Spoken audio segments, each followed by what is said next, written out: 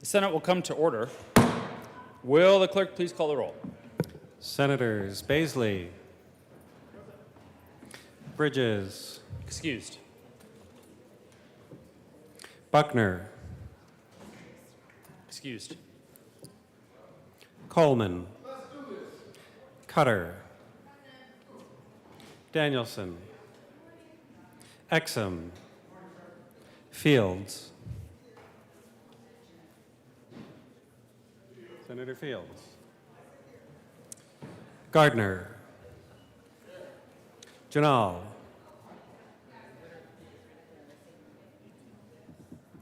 Senator Janal.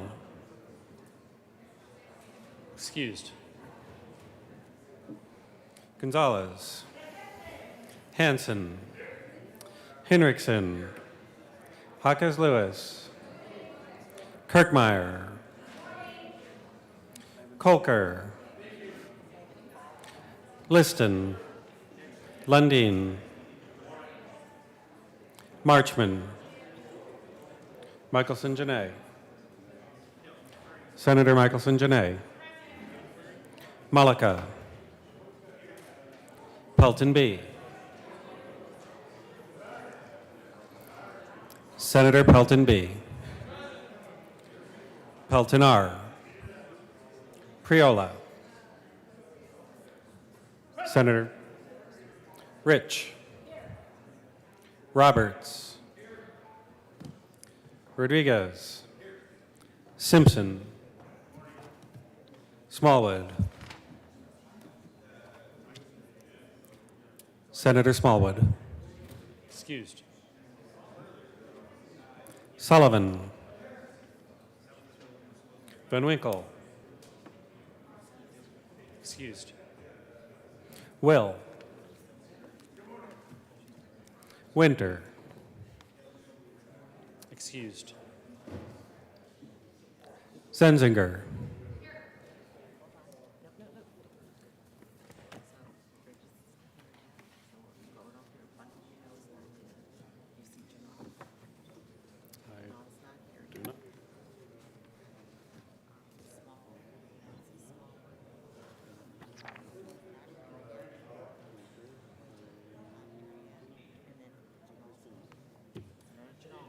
Senator Janal.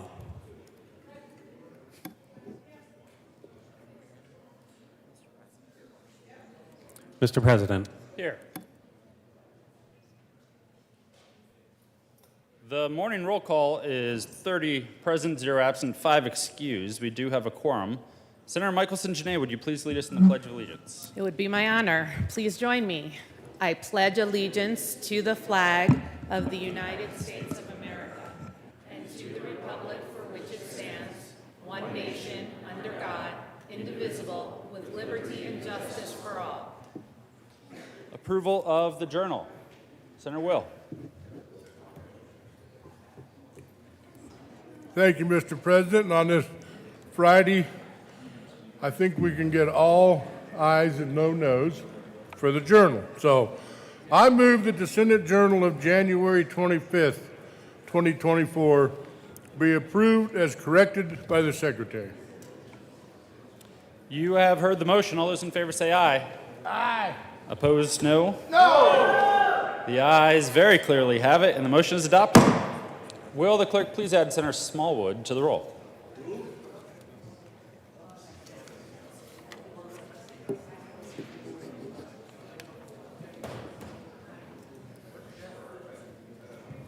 Is Jeff still absent? He's not coming today? So should I just lay this over? Yeah, just lay it over until tomorrow and then we'll figure out when he gets the 29th.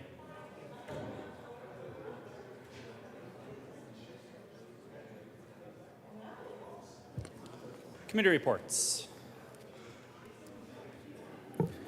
January 25th, 2024, Mr. President, the Committee on State, Veterans, and Military Affairs has had under consideration and has had a hearing on the following appointments and recommends that the appointments be placed on the consent calendar and confirmed. Members of the Fire and Police Pension Association Board of Directors for terms expiring September 1, 2027. Jason Mantis of Tinmouth, Colorado to serve as a full-time paid firefighter reappointed. Tammy Hitchens of Westminster, Colorado to represent Colorado Municipal Employers reappointed. January 25th, 2024, Committee on State, Veteran, and Military Affairs. After consideration on the merits, the committee recommends the following. Senate Bill 4 be amended as follows, and is so amended be referred to the Committee of the Whole with favorable recommendation and with a recommendation to be placed on the consent calendar. January 25th, 2024, Committee on Health and Human Services. After consideration on the merits, the committee recommends the following. Senate Bill 40 be referred favorably to the Committee on Appropriations. January 25th, 2024, Committee on Health and Human Services. After consideration on the merits, the committee recommends the following. Senate Bill 7 be amended as follows, and is so amended be referred to the Committee on Appropriations with favorable recommendation. January 25th, 2024, Committee on Agriculture and Natural Resources. After consideration on the merits, the committee recommends the following. Senate Joint Resolution 4 be referred to the Senate for final action. You don't have to say that again because you're still doing the thing. January 25th, 2024, after consideration on the merits, the committee recommends the following. Senate Bill 9 be amended as follows, and is so amended be referred to the Committee on Appropriations with favorable recommendation. January 25th, 2024, Committee on Agriculture and Natural Resources. After consideration on the merits, the committee recommends the following. Senate Bill 28 be amended as follows, and is so amended be referred to the Committee on Appropriations with favorable recommendation.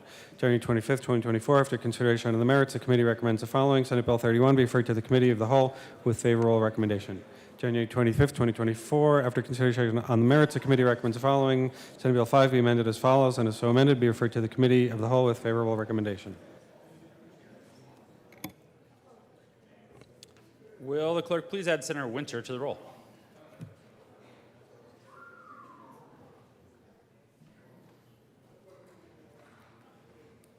Message from the House. January 25th, 2024, Mr. President, the House has adopted and transmits herewith House Joint Resolution 1005 as printed in the House Journal, January 25th, 2024. Introduction of resolutions. House Joint Resolution 1005, Representatives Titone and Weinberg, Senators Bridges and Henriksen, concerning requesting that the Federal Trade Commission facilitate the use of repairability scores that indicate to consumers the repairability of electronic devices. Majority Leader Rodriguez. Thank you, Mr. President. I move that House Joint Resolution 1005 lay over until Monday, June 29th, 2024. The motion is to lay over House Joint Resolution 1005 to Monday. All those in favor say aye. Opposed, no. The ayes have it, and House Joint Resolution 1005 will lay over until Monday. Introduction of bills.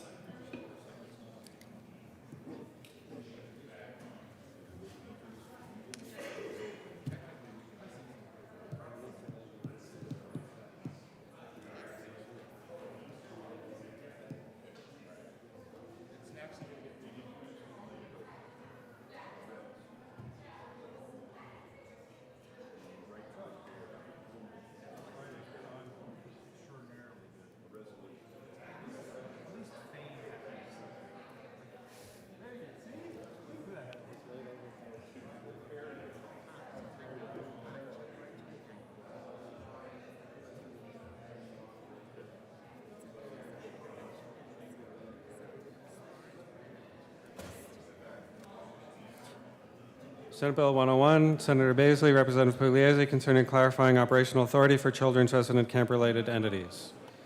Education. Senate Bill 102, Senator Sullivan, concerning the taxation of premium cigars and in connection therewith capping the statutory tax on premium cigars at 20%. Finance. Senate Bill 103, Senators Pelton B. and Janala, Representative McLaughlin, concerning technical changes to Colorado Department of Labor and Employment statutes. Business, Labor, and Technology. Senate Bill 104, Senator Danielson, concerning the alignment of educational programs with registered apprenticeships. Business, Labor, and Technology.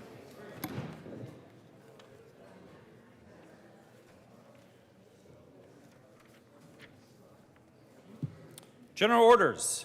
Second reading of bills. Senator Roberts. Thank you, Mr. President. I move that the Senate resolve itself into the Committee of the Whole for the consideration of general orders, second reading of bills. You have heard the motion. All those in favor say aye. Aye. Opposed, no. The ayes have it, and the motion is adopted. The Senate will resolve itself into the Committee of the Whole for the consideration of the general orders, second reading of bills, and Senator Roberts will take the chair.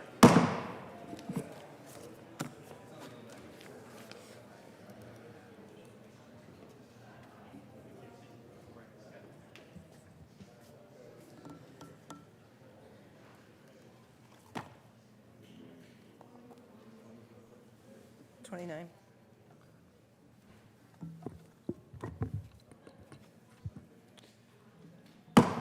The committee will come to order, and the coat rule is relaxed. Happy Friday. Will the clerk please read the title to Senate Bill 29?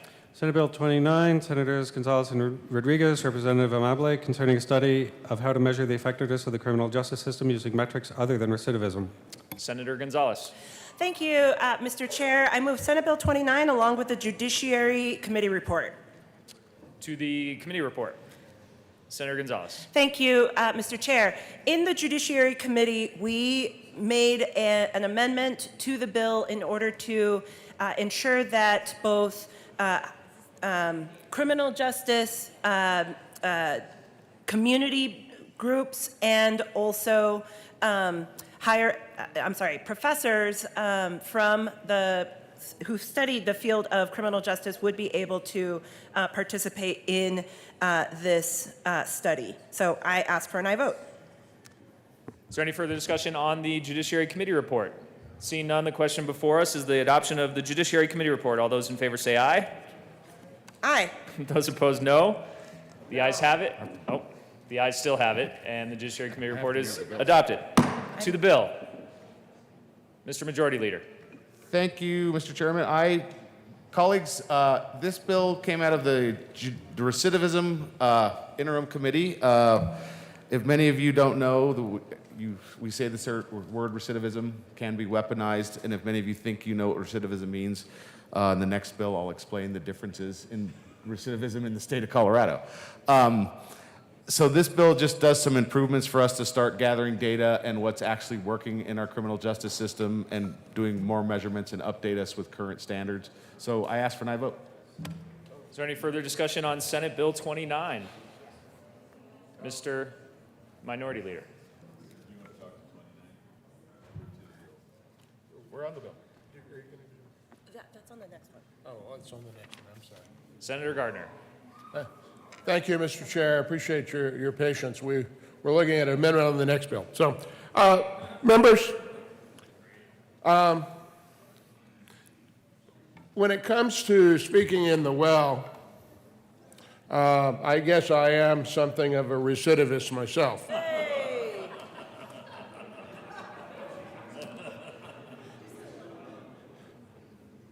Which sort of goes to the nub of the problem of this bill, which is to study metrics other than recidivism for the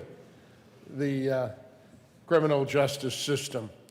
You know, if you look at the makeup of the committee, the working group, that task force, it's referred to as a working group here, it's heavily weighted in some sense, maybe less so after the amendment, but heavily weighted to the governor and heavily weighted to the majority party. And a group of people are going to go have a working group, and they're going to decide what all the other metrics are to find success in the criminal justice system. Well, maybe success would be if we let everybody out and put them back into the community. And that might be appropriate in some instances. But it comes with a risk to public safety every time you do it. There are probably dozens of other ways. And you know, I started to say that even as I stand here, there are probably in universities and think tanks all over America people talking about these things and producing white papers and studies and everything else for us to read, but it's Friday, so they're probably not doing it today. There's a lot of research about these matters. You know, once upon a time, in a far distant past, we even had a group called the Colorado Criminal and Juvenile Justice Commission that would take a look at these things. But that was decided that, you know, that was too weighted toward one branch of the governor's, to the government, and it was the governor's office. I didn't think so, but members, one more working group that I think probably by its makeup has some bias. I was shocked. I have to say I was shocked that I didn't have requests from 10 other organizations to put a representative on a working group, because that is something that happens. I mean, where are the crime victims advocates? Where are the municipal law enforcement agencies? Where are the county law enforcement agencies? On and on. Do I think that, and I was asked this morning, are you going to speak on this? Is it a big deal? And I said, well, it's both not a big deal, and philosophically, it's a very big deal. It's a very big deal because my sense of this is that there are almost predetermined outcomes of this working group because of its makeup. I could create another working group that would be made up of such membership that they would determine that the only metric that ought to be used is recidivism, and that recidivism ought to have a very broad definition, which we'll discuss perhaps in another bill this morning. For that reason, for that deeply philosophic reason, frankly, members, I urge a no vote on Senate Bill 29. Is there any further discussion on Senate Bill 29? Senator Gonzalez. Thank you, Mr. Chair, and thank you to the good senator from Colorado Springs.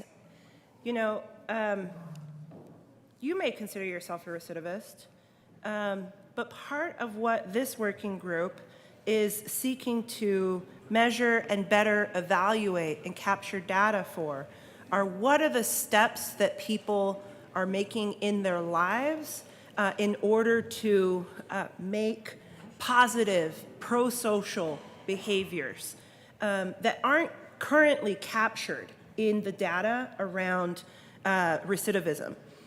And for that reason, our folks who are reintegrating back into community, obtaining employment, finding housing, doing pro-social behaviors, seeking treatment if they so need. That is, I think, helpful data for us to consider, and it's why from both an emerging, an evidence-informed approach from emerging data in the field that pertains to this issue, the subject matter experts over the course of the interim asked that we move forward this working group, and for that reason, I ask for an aye vote on Senate Bill 29. Thank you, Mr. Chair. Seeing no further discussion on Senate Bill 29. The question before us is the adoption of Senate Bill 29. All those in favor say aye. Aye. Those opposed, no. No. The ayes have it, and Senate Bill 29 is adopted. Will the clerk please read the title of Senate Bill 30? Senate Bill 30, Senators Rodriguez and Gonzalez, Representatives Amabile and Martinez, concerning creating a working group to develop a definition of recidivism. Senator Gonzalez. Thank you, Mr. Chair. I move Senate Bill 30 along with L001. There is an amendment at the desk. Will the clerk please read L001? L001. Senator Gonzalez. Thank you, Mr. Chair. I move L001 to Senate Bill 30. To the amendment. Senator. Thank you, Mr. Chair. L001 includes a brief update to the language at the request of the Division of Youth Services in order to more accurately capture the information that they would like to further refine in the bill. I ask for an aye vote. Is there any further discussion on L001? Question before us is the adoption of L001. All those in favor say aye. Aye. Those opposed, no. The ayes have it, and L001 is adopted. To the bill. Senator, Mr. Majority Leader. Thank you, colleagues. So this bill was probably the pinnacle of the recidivism committee was to dig in and come up with solutions, which was a very hard conversation to have in 3 meetings with multiple departments. But earlier in the last bill, I explained to you that we would talk about the different definitions of recidivism. And just for your information, these people go to the JBC. The news says we have the worst recidivism in the country, which isn't a real metric because everybody's definition in every state is different than ours. But just to give you an example of what we're trying to fix here in Colorado, the Department of Corrections defines recidivism as a return to prison, not committing a new crime, not doing it could be a technical violation. They didn't do a check-in, they failed to report for a meeting, they didn't return to job, not really committing any new crimes, and they're getting thrown back into prison for that. And we're saying that they've committed a new crime if you look at the standard definition. Department of Criminal Justice under public safety defines recidivism as a new court filing, not even a conviction. They could have just been charged.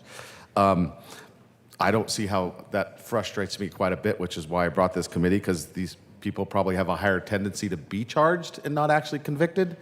And then community corrections is conviction of a new felony. Probation and DYS is deferred judgment of a conviction or a new felony or misdemeanor, which probably is a better, more measurable tool for what recidivism is. But so what we're trying to do is harmonize, because these people come to us and say our recidivism are these numbers. If you look at the data that was presented in committee, the recidivism rate in DOC, probably 15% were new crimes or actually committing a new crime. A lot of them were technical violations and going back. I think that's a skewed number, and that number can be weaponized for good and for bad. So what this is trying to streamline the definition so we have some uniformity. When we're telling people what it is, at least we can say we're being consistent on the definition. So thank you, and I ask for an aye vote. Senator Gardner. Thank you, Mr. Chair. Well, here we are. We're going to have a working group to develop a definition for recidivism. Now, we have, as the proponents indicate, we have our own government departments out there with different definitions of recidivism, frankly, based on the viewpoint of their professions and departments. So we're going to get them all in a room, and they're going to come up with something. I assume they're going to come up with something. Maybe not. It's not like there's mandated agreement. You know, you could define recidivism in such a way that it was near zero. And you could define recidivism in a way that it's near 50%, which is something we have in Colorado. Or you could even define it in a way I suspect it would be 75%. You know, for instance, and there are good reasons for things like defining recidivism based on the filing of further criminal charges may be appropriate in the view of some, because often if someone's already on parole and they're on parole such that the revocation would put them in the Department of Corrections for a long, long, long time, it may not be worthwhile in the view of prosecutors and law enforcement to spend a lot of time on a trial when you're sending them back to the Department of Corrections for a long time. That's just one example of why that might be an appropriate measure.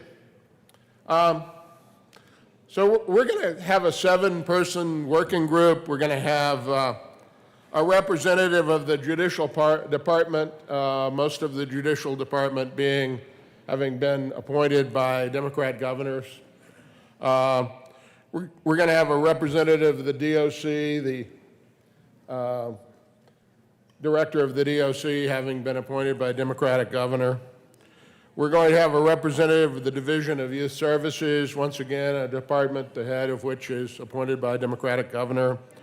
Representative of the State Board of Parole, appointed by a Democratic governor. Representative of the DPS, the executive director, having been appointed by a Democratic governor. A member from an institution of higher education, I don't think appointed by a Democratic governor, but the debate in America today, at least in the past several months, has been about the political outlook of those in higher education, and it generally doesn't conform with mine and with my colleagues here. And a representative of a community-based organization. And I don't think that community-based organization is going to be the law enforcement employees organization.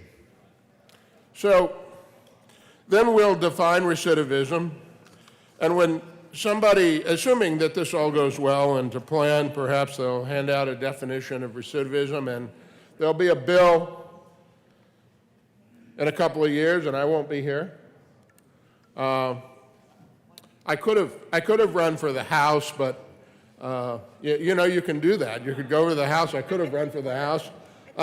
And I enjoyed my time in the House, but the House was a different place at that time. So I won't be here, but I just predict there will be this fight about whether or not we should adopt a statutory definition of recidivism.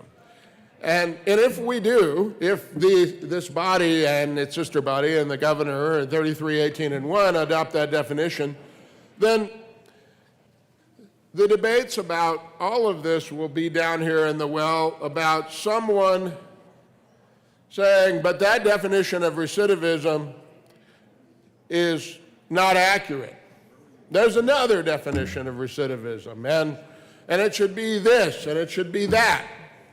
You know, the research may be such over the course of time that notions of what recidivism are and the good definition of recidivism may change. Right now, we have that debate, and one of our jobs as legislators is to listen to all of that, hear all of that, act with some discernment and judgment based upon all of the factors. And we're not experts in recidivism. We're not experts in the criminal justice system and criminal justice system reform. But you know, that's what our system of government is all about. That those of us who represent our constituencies come here and hear all of that competing stuff, and we're not experts, but we're expected to study the issues, become smart on them, if you will, and make those decisions. But instead, we're going to create a working group, and it's going to fight or not and come up with a definition. And finally, I really want to say, one more working group? Really? Actually, I think you'll find in my own legislative record that I've not been one to propose a lot of working groups. I have proposed boards and commissions sometimes when we needed to create a body, but to have a working group, I've been on enough interim committees to study things to know how it is. But giving credit where it's due, one of our very fine staffers and the Republican caucus staff hearkened back to Peter Stone's musical 1776, and he said, you know, in 1776, those of you, and I watch that periodically because it's inspirational and it reminds us that the founders, just like we, were imperfect and had all of the passions and conflicts that we have. But in 1776, the John Adams character says, I've come to the conclusion that one useless man is a disgrace, that two become a law firm, and that three or more become a Congress. In the Colorado General Assembly, our staffer observed, 7 or more are a working group. Vote now on Senate Bill 30. Mr. Minority Leader. Thank you very much, Mr. Chair, and thanks to the bill sponsors for bringing this. I would seek to direct the conversation slightly differently. The bill is trying to deal with the nuances of recidivism, Latin form, and I wish I had done a little more research so I could give you a greater etymology, not entomology, it's not an insect, it's words, but better etymology of exactly where it happens. Think of the phrase relapse. I was sick, I had a bad cold, I thought I was going to die, and I relapsed into a cold that really was troublesome and kept me away from work.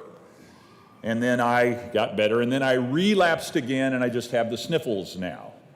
Each case, the cold infected my body, it troubled me, it gave me difficulty. One laid me out flat, the other kept me from work, the last one just makes me invest in Kleenex for my nose. Recidivism, in all its various definitions, deals with the same thing.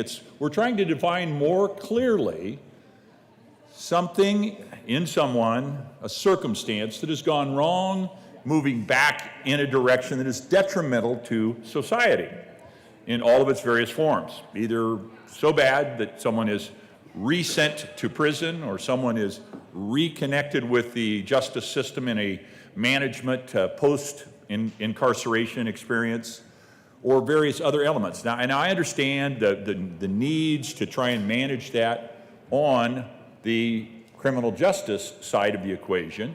I'm not dead certain that yet one more working group is the way to do it. But the point I would like to make is, as happens so frequently, we are managing an issue. We are absolutely discussing now how many angels can dance on the head of a pin with regard to folks who are engaged in criminal experience, and meanwhile completely forgetting and acknowledging the victims, the people of society who have been intruded upon by crimes. Now, it is inherent in this conversation, based on recidivism, that the individual we're engaging with has already been incarcerated once. And so now we're trying to adjust and split hairs and calculate how many angels are dancing on the head of the pin on behalf of that individual, and ignoring, I think, the people of Colorado. And people of Colorado today are crying out for relief from fear in their own communities, for relief from fear that their families may not be as safe as they were 10 years ago. And the statistics say that is absolutely true. We've been moving in the wrong direction. And so I would argue, and I am adding to the confusion by raising this issue and extending the debate, that we are spending too much time worrying about criminals and not enough time worrying about the people of Colorado. The people of Colorado who attend to their business in good faith and care for their families and care for their neighbors, that are intruded upon by criminals or criminal enterprise. And so I would argue this bill is misfocused. It's a misapplication of energy and effort and state dollars.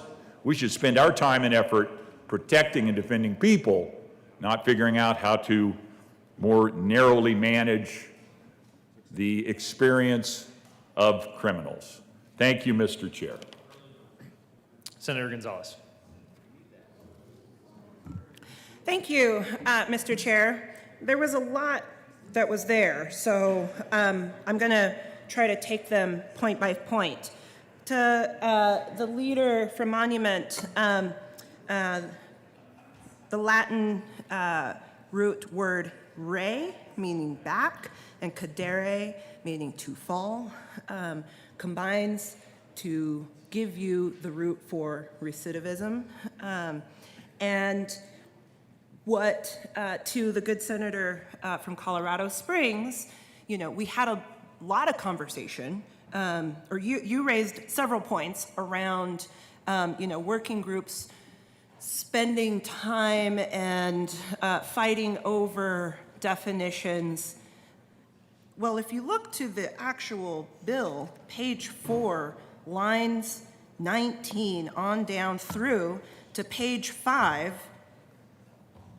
line 6, you will find the definition that these working groups are set to implement here, clearly.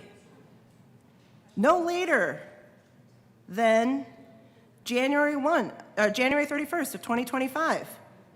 The definition shall include a clearly defined measurement point to begin tracking for people who are out of custody and folks who are in supervision.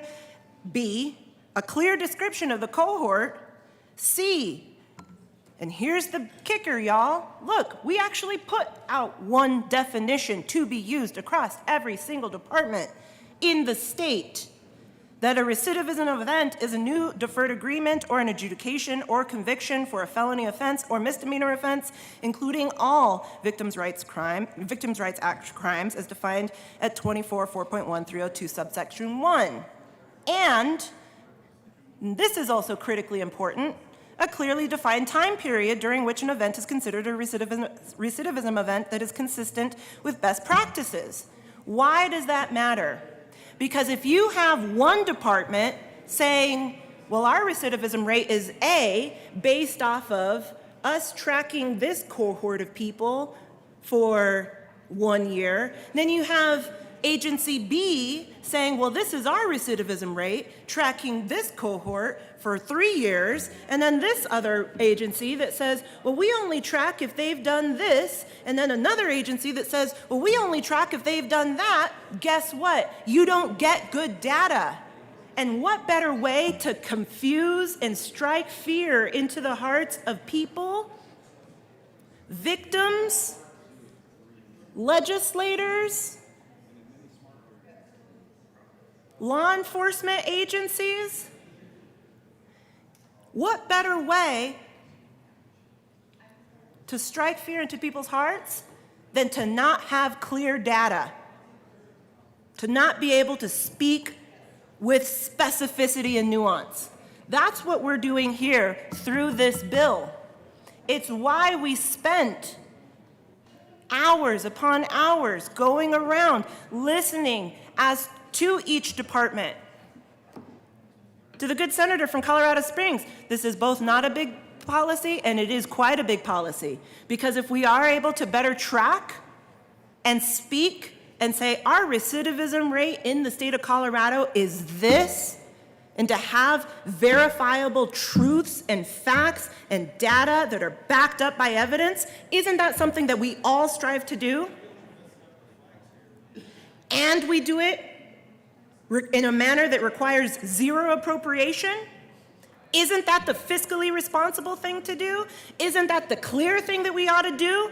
Isn't that us working at our best? I ask for an aye vote on this bill in order to move forward and to speak with clarity to the good people of this state. Thank you. Mr. Minority Leader. Thank you very much, Mr. Chair. And I rise again in opposition of Senate Bill 30. To be clear, and I thought I misheard the sponsor, and so I was rereading portions of the bill to understand whether or not the bill actually provides a definition. It does not, but it does require that by a certain time, by the end of January in 2025, that in fact this working group of 7 different individuals, one from judicial, one from corrections, one from youth services, one from State Board of Parole, one from DPS, Department of Public Safety, a member of the Institution of Higher Education, a member of the Institution of Higher Education. I'm kind of tripping over that one, and a representative of a community-based organization that could go pretty much anywhere. These 7 individuals are going to give us a definition. Okay, so the definition is going to be somewhere on a band that says if you ever have done anything bad and you do it again, you're a recidivist. Or potentially, these 7 individuals could define away crime, frankly. There is no such thing as recidivism. You had an incident and there's another incident and they are not connected at all. So I come back to the point I was making previously. Here we are, we're potentially putting a task force in place that could define away crime or an individual's engagement and participation in crime. And I think that is a mismanagement of what we ought to be doing. We ought to be thinking more clearly, spending our time more effectively protecting society. And so I would challenge and engage the sponsors in this debate, because I'm confident they have a very different perspective. How exactly does this make people more safe in their homes, in their neighborhoods, in their communities in the state of Colorado? And those statements are in question of Senate Bill 30, and quite frankly, at this point, in opposition to Senate Bill 30. Thank you, Mr. Chair. Senator Gonzalez. Thank you, Mr. Chair. How can we better engage in solutions if we can't even agree on the data to demonstrate and describe the problem? And so as we continue to ensure that the people who return to society following a conviction in this state, whether that is on a deferred sentence, whether that's on a period of incarceration in a jail or in a prison, that they are successful. If we can't track with specificity across departments in this state, how are we then assured that we are applying the best use of our resources to those reentry programs, to those efforts? That is how, by working on a clarified definition, that is how these agencies, I believe, we believe, the participants of this recidivism interim group over the summer believe will lead to better outcomes for all. I appreciate the conversation and the engagement, and I ask for an aye vote on this bill. Mr. Minority Leader. Thank you very much, and I appreciate the debate as well. And I stand here in this well as a former member of a board that served in what was described as prison impact ministries. We actually worked to reduce recidivism with a very clear definition. You've been incarcerated, you are no longer incarcerated, you're being returned to incarceration. Recidivism. That was the clear definition by which we worked. And we discovered, and we were engaged in the process of acknowledging that in a spiritual experience, an individual who had been incarcerated, who had a spiritual experience connected with the divine in some meaningful way, the recidivism rates, the number of individuals who had been incarcerated and returned to incarceration collapsed when an individual had a spiritual experience. So for me, that is very clear. That is very important. And now we're quibbling over the definition of recidivism. My concern is that there may be the potential to say, oh, yeah, we're going to wink at that particular set of behaviors. We're going to let that go. We're no longer going to call that experience, which was detrimental to you, detrimental to society, and harmed victims in some way. And we're going to let that go and stop calling it recidivism. That is my concern. We do not know the definition. The definition will be handed to us by 7 individuals. One is a member of higher education. I will give the bill sponsor the opportunity to step to the well and give me the definition. It's right here. It's right there.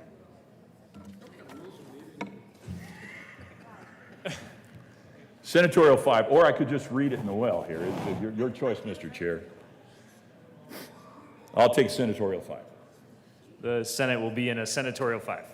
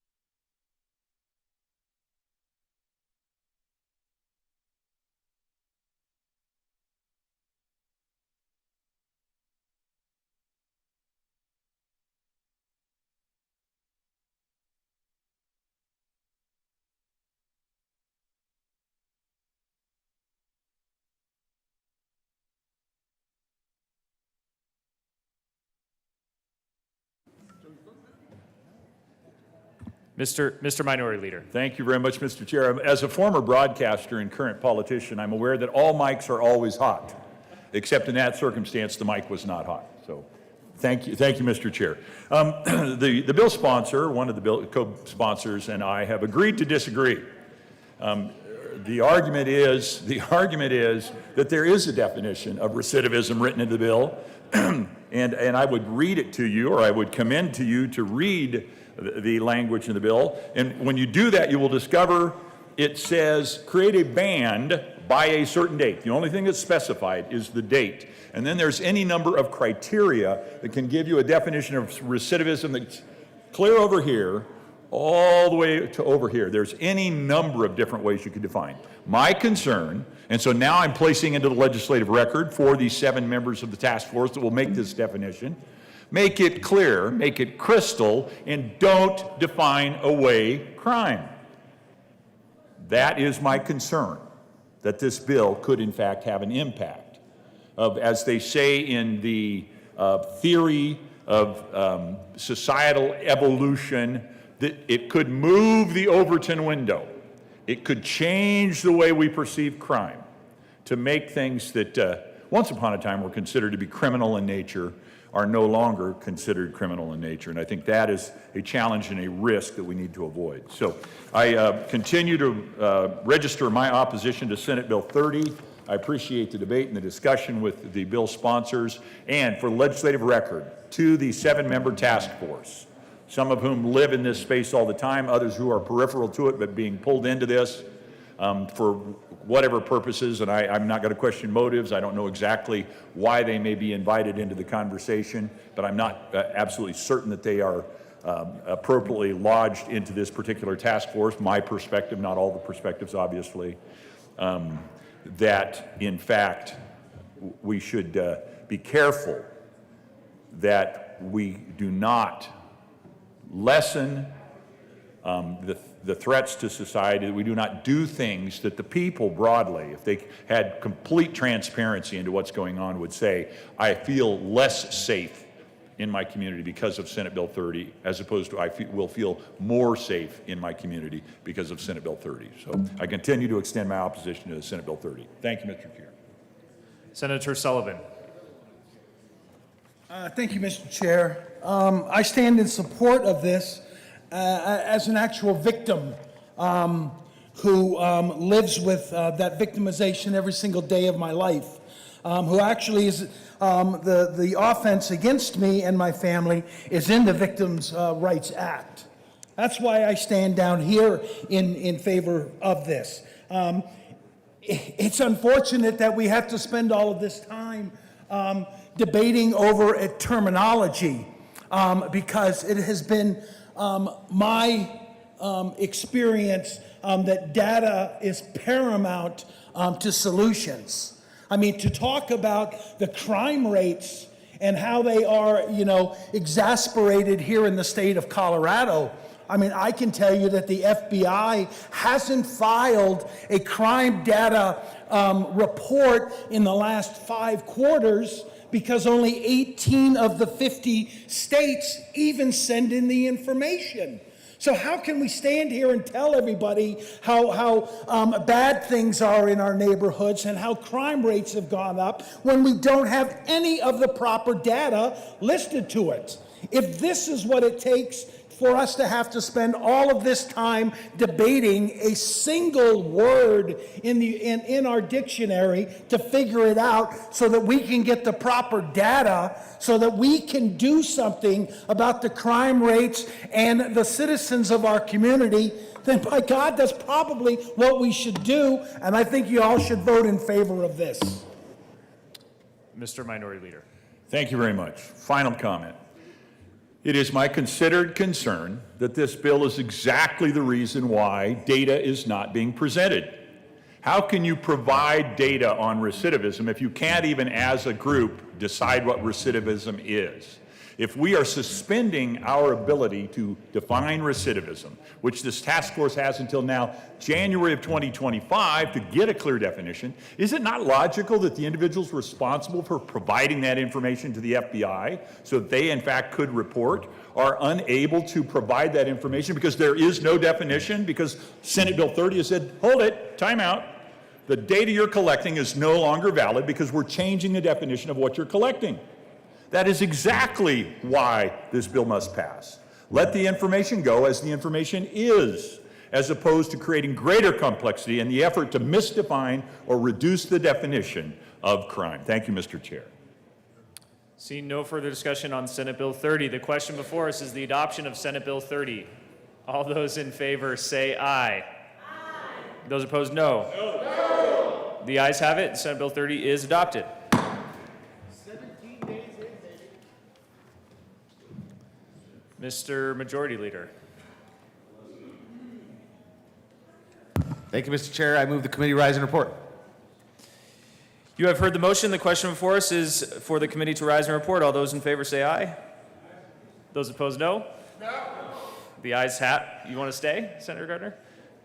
The ayes have it, and the committee will rise and report.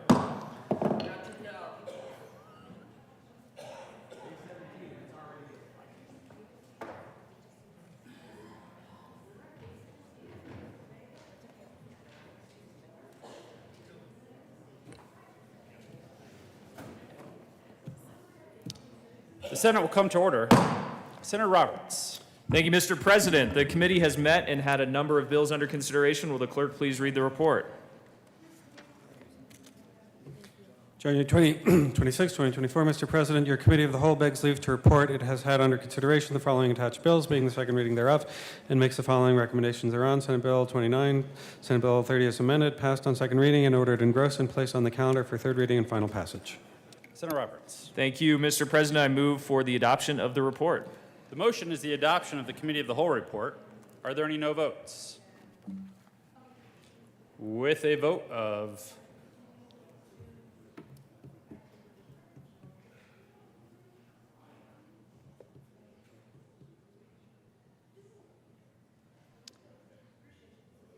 32 ayes, 0 noes, 0 absent, the Committee of the Whole report is adopted. Senate Bill 29 and 30 is amended, passed on second reading, ordered engrossed, and placed on the calendar for third reading and final passage. Signing of bills. January 25th, 2024, the President signed House Bill 1084. Message from the Governor. January 24th, 2024, ladies and gentlemen, pursuant to the powers conferred upon me by the Constitution and laws of the State of Colorado, I have the honor to designate, appoint, and submit to your consideration the following members of the State Parole Board for a term expiring June 30, 2026. Catherine Rodriguez of Denver, Colorado, to serve as a citizen member occasioned by the resignation of Dr. Davis Talley of Aurora, Colorado, appointed. Sincerely, Jared Polis, Governor. Judiciary.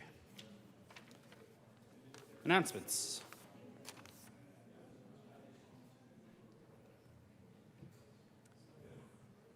Senator Hansen with the three-piece suit. Good morning, Mr. President. Thank you very much. Colleagues, I wanted to give you a quick update. We have now scheduled and finalized the 6 regional outreach meetings for the Property Tax Commission. Pleased to be in Grand Junction tomorrow to kick that series off. We're going to be in Alamosa, Fort Morgan. I'm going to try to remember the whole list now. I'll get it sent out to everybody, and a Denver Metro meeting as well as part of that 6. But I'll share that flyer with everybody, so if you have constituents or local elected officials, community leaders, et cetera, that want to be part of those Property Tax Commission meetings, would love to see them at those 6 regional meetings that we'll do outside the Capitol. And I'll make sure that full list gets distributed to the entire Senate. Thanks. Senator Roberts. Thank you, Mr. President, and I, along with the good senator from Newcastle, I want to remind you that if you would like to have dinner plans next Tuesday, the Sportsman's Caucus is hosting the annual dinner at the Buckhorn Exchange. Going to be some excellent food and good conversation. You do need to RSVP. We can get you the email if you don't have the flyer on your desk still. So please RSVP today if you want to come to dinner on Tuesday. We'd love to have you join us. Thank you, and yes, please do that, RSVP. And as Senator Gardner said, Rocky Mountain oysters, commonly known on our side as blue marbles.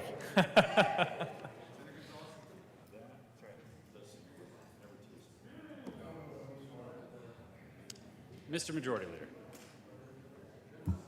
Thank you, colleagues. Seeing no further announcements, I move that the Senate adjourn until Monday, May 29th, 2024 at 10 a.m. I assume you mean January 29th. January. Monday. I don't know why I had it. May 29th. We wishful thinking. You, I think, have heard the motion to adjourn until Monday, this coming Monday. All those in favor, say aye. Opposed, no? No. The ayes have it, and the Senate will adjourn until Monday at 9 a.m. Actually,